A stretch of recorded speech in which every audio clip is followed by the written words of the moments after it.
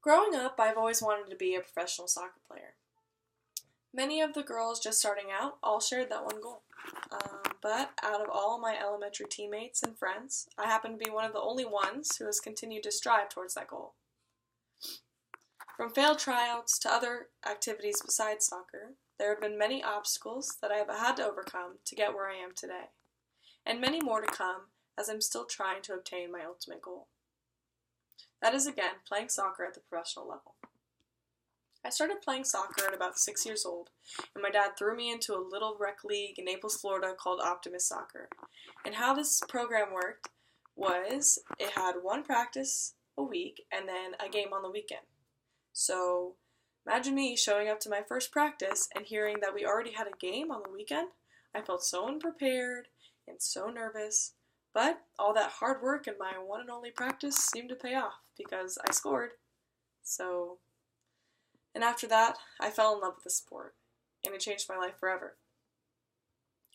I went through dozens of private lessons, club practices, games, tournaments, different club teams, but it really got serious for me when I was about 12 years old and decided to try out for Florida's Olympic Development Program, ODP for short.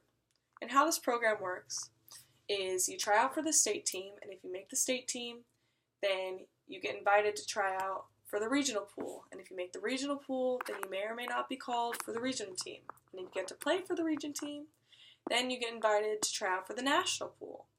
And if you make the national pool, then you may or may not be called to be on the national team. So in short, ODP is basically a roadmap for kids trying to get to the USA national team.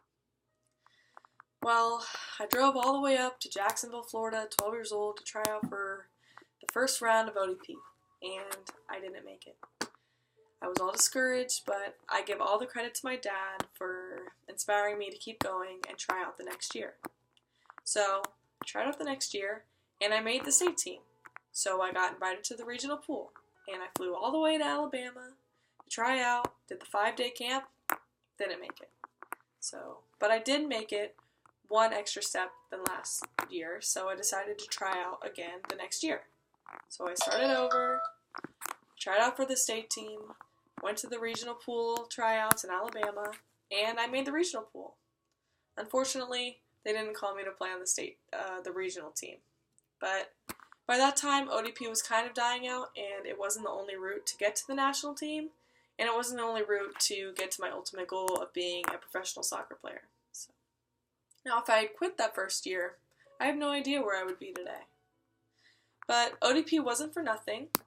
It helped me get recognized by my